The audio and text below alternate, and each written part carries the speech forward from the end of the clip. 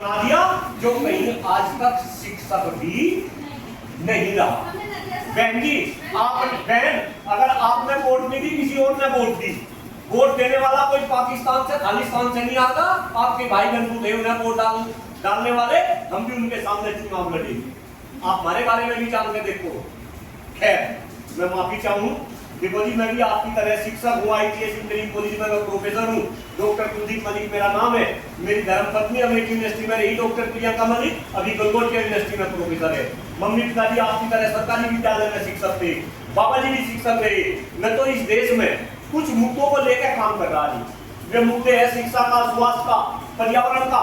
Net के ऊपर अभी सारी बहनें मोबाइल खोले बैठी थी, नेट के ऊपर सर्च करके देखना डॉक्टर कुलदीप मलिक का नाम, आपको पता चलेगा 1 लाख बरगद के पेड़ मेरे नाम लगे। 1 लाख बरगद के पेड़ लगा चुका। बस मेरे से तो गलती ये होगी कि आप जैसे भाइयों ने, बहनों ने मुझे MLC शिक्षक वर्ग का 6 साल पहले चुनाव लड़वा दिया। और आपकी जानकारी के लिए भी बता दूं, पहले ये चुनाव सरकारी का था, अब 2 बार से इसमें प्राइवेट के लोग भी आ गए। अब सरकारी की वोट होगी कम, प्राइवेट की वोट होगी ज्यादा। और प्राइवेट के मास्टर की इतनी हिम्मत नहीं कि वो अपने मालिक के सामने गर्दन उठाकर अपने विचार भी रख ले। वो चुनाव हमने लड़ा दी। वो 6 साल हो दिए, चुनाव को हम हार गए। लेकिन चुनाव हारने के बाद हमने ये देखा, आप मैंने भी यहाँ सारी समझदार मैंने में थी, बुरा मत मानना। आने वाले टाइम में पछताना पड़ेगा, आप लोगों को संविदा पे काम करना पड़ेगा। अभी सबकी सैलरी 1-1 लाख रुपए आप सैलरी दे रहे होंगे जी। अगर माहौल यही रहा, आप तो फिर भी राजकीय में है। आप एडिट की बात कर दो, बराबर में मैं सुबह एडिट में था, ये सारे के सारे विद्यालय बिकेंगे। और जो ये सोच रहे हमें 1-1 लाख रुपए सैलरी मिली, देखो बहनों, तो मैं संविदा पे काम करूंगा। तब तुम्हें हमारे जैसे भाई याद आओगे कि एक भाई था, हमारे लिए संघर्ष कर रहा था, लेकिन शायद हमने उसका साथ नहीं दिया। बात केवल वोट देने की नहीं, वोट दे लियो तो वोट देनी होगी, श्रीचंद शर्मा जी को वोट दे लियो, भारतीय जनता पार्टी वालों को वोट दे लियो, लेकिन कम से कम कोई आदमी आ रहा, उसका सम्मान करो, उसकी बात को सुनो। बहन, मुझे इस बात का सबसे बड़ा दुख है कि शिक्षा क्षेत्र में काम करने वाला हर कोई हर बात को जान रहा, लेकिन हम सारे के सारे आपस में क्या हो रहे जी, खामोश हो रहे। हम एक दूसरे की बात को सुनने को तैयार नहीं है। शायद आपके बच्चे जंतर मंतर पे बैठे थे, अभी जो बच्चे थे वे जंतर मंतर का आपके बच्चे थे, हैं? वे बच्चे आए, किस शिक्षक ने उनका साथ दे दिया, किसने आवाज उठा दी। वो भी अलग बात है कि उन्हें भी पाकिस्तानी खालिस्तानी देशद्रोही बताया जा रहा। लेकिन मैं तो ये कह रहा, देखो संभल जाओ। देश के नेता इस देश को विकसित बनाने की बात कर रहे हैं, लेकिन डॉक्टर कुलदीप मलिक आज के बाद हो सके अलग अलग बहन, अलग अलग टीवी चैनल की डिबेट में भी देखोगे आप। मुझे जब पता चलेगा कि भाई ये तो वही भाई था जो हमारे बीच में था। देश के नेता इस देश को विकसित बनाने की बात कर रहे हैं, लेकिन विकसित भारत का रास्ता केवल और केवल शिक्षा के गलियारे से होकर गुजरेगा। शिक्षक को सामाजिक, राजनीतिक और आर्थिक रूप से सशक्त बनाना पड़ेगा।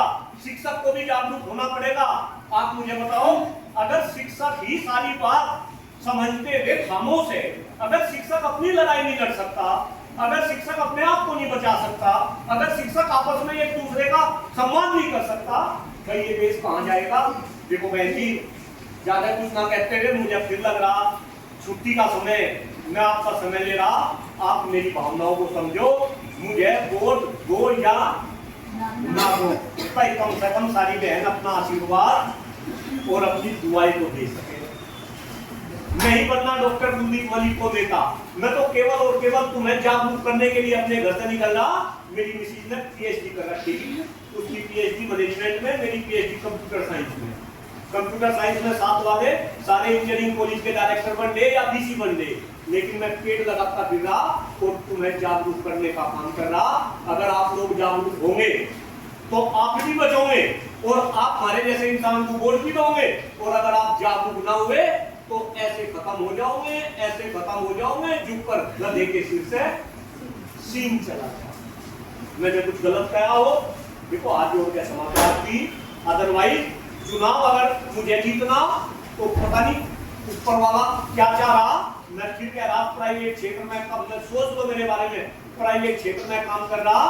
प्राइवेट क्षेत्र वाले की तो इतनी हिम्मत भी नहीं कि भाई अपने मालिक के सामने अपने विचार भी रख दे। और बहन जो प्राइवेट में 5-5, 10-10 हजार रुपए में काम कर रहे हैं, वे भी हमारे भाई बहन है। आप एक बात बताओ, उनके भी तो बीवी है, उनके भी तो बच्चे। आपके यहाँ भी पीटीए में कुछ लोग काम कर रहे होंगे जी, 10,000 रुपए दे रहे होंगे, 12,000 रुपए दे रहे होंगे। उनके बारे में भी तो सोचो, उनके घर में भी तो उनके बच्चे हैं।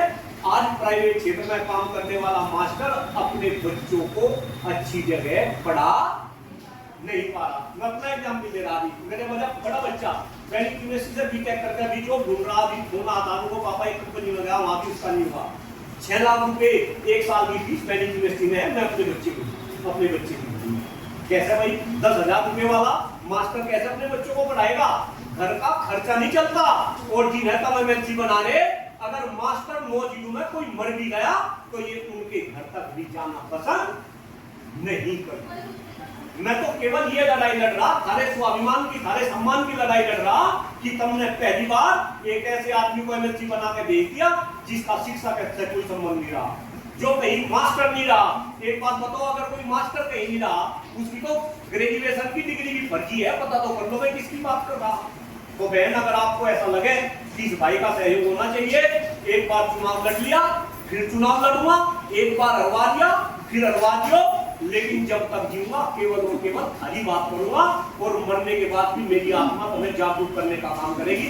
आपने मुझे सुना, आपका बहुत बहुत आभार, बहुत बहुत धन्यवाद। जय हिंद, जय भारत, जय शिक्षक। धन्यवाद।